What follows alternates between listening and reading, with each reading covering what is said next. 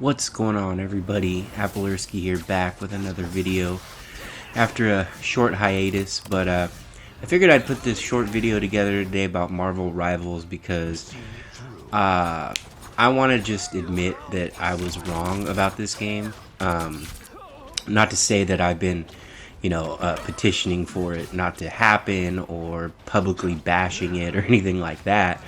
No, I just felt like when it was announced, that it was a waste of a Marvel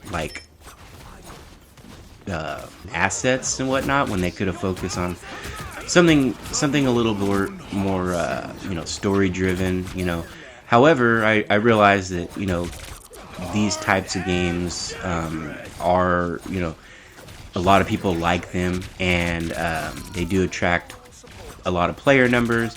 And I was just kind of like jaded off the fact of what they did with Suicide Squad, and I kind of felt like that was going to be the Marvel version of that, and I was wrong. And so I just want to apologize. I haven't actually there's nobody specific I need to apologize, maybe other than the developers, but what they did here was pretty cool. I went ahead and decided to download it today because I've noticed a lot of my peers and stuff they're actually like, even though it's not even their type of game, they're jumping into it and genuinely having fun. So I wanted to check it out for myself and make a final decision on how I felt about it. First of all, it's free to play, so that's great.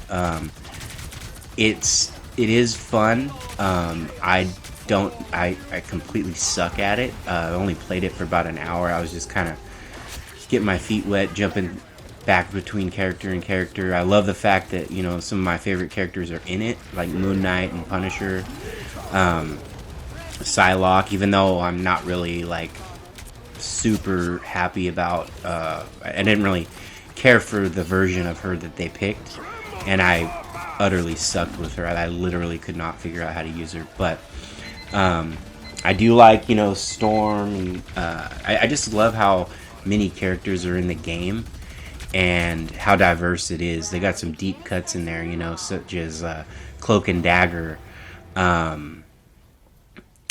Squirrel Girl. There's pretty much something for everybody in here, and here's one thing I was confused about was the Hulk character. So, like I said, I kind of wrote this game off when it was announced, and I didn't look up anything about it, like other than things that were unavoidable, like what the characters were going to be. And I was really confused about the Bruce Banner thing. I was like, so it's just Bruce, and then immediately you turn into Hulk, and I was like, okay, that's cool, but I completely got demolished because I didn't know what I was doing. But also, I wanted to talk about like the art style of the game. I really like it, actually. It's grown on me now that I've played it, and the developers, they've done some really beautiful work with these characters. Their movements, the particle effects, the environments, everything looks great. The voice acting's pretty good across the board. Other than like with this type of game, you're gonna hear a lot of the same dialogue, but that's all right. Overall, I spent the majority of my time actually like going through the menu, like the hero profiles. I spent like, I don't know, close to an hour probably, and they're all, it's just gorgeous. I love the UI in there, how like you choose a character and they have like a little intro. You can look at their cosmetics, abilities, the lore. Like, I feel like I'm gonna spend most of my time, like when I jump in on this game, I'm gonna go in and read those little lore pieces. I've been a Marvel fan for the better part of 30 years, so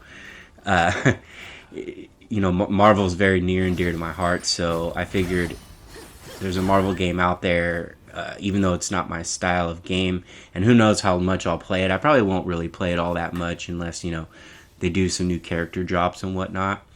But I was pleasantly surprised, actually, and I just wanted to say that I was wrong. This is a game that I think it can last. I hope it does.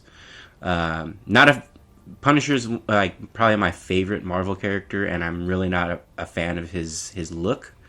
I think he's way too bulked up. I think they should have made him look a little bit more like Bucky, but that's just my opinion.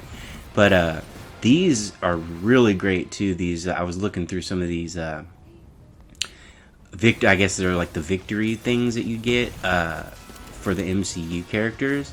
Really, really top notch stuff here.